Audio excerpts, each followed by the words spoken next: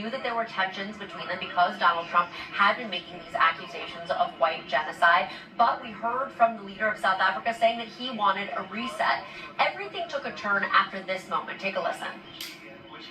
What does it take for you to be convinced that there's no white genocide in South Africa?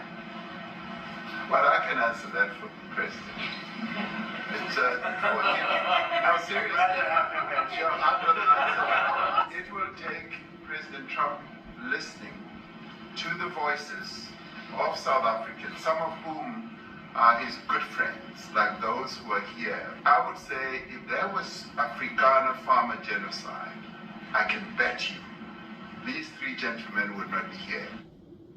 So after this moment, Donald Trump then called for one of his aides to pull in a big screen and essentially put up a video of a far-left political party chanting about killing farmers.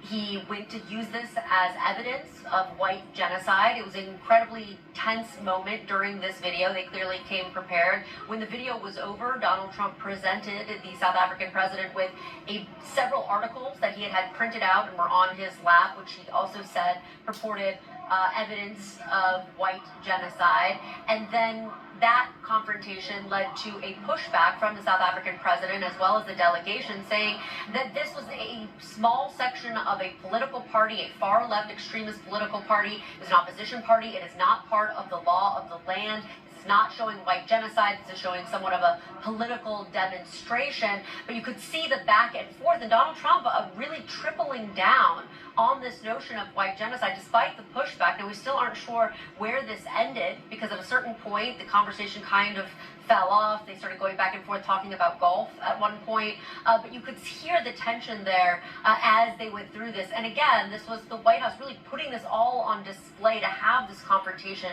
in front of the cameras. All right, Kristen Holmes, live for us from the White House. Thank you, Kristen. CNN correspondent Larry Madawo joins us now from Nairobi, Kenya. Larry, how is this being viewed in South Africa right now? This was a good day for South Africa's white supremacists because they heard their talking points repeated by the President of the United States, and South African President Cyril Ramaphosa had to try and push back gently.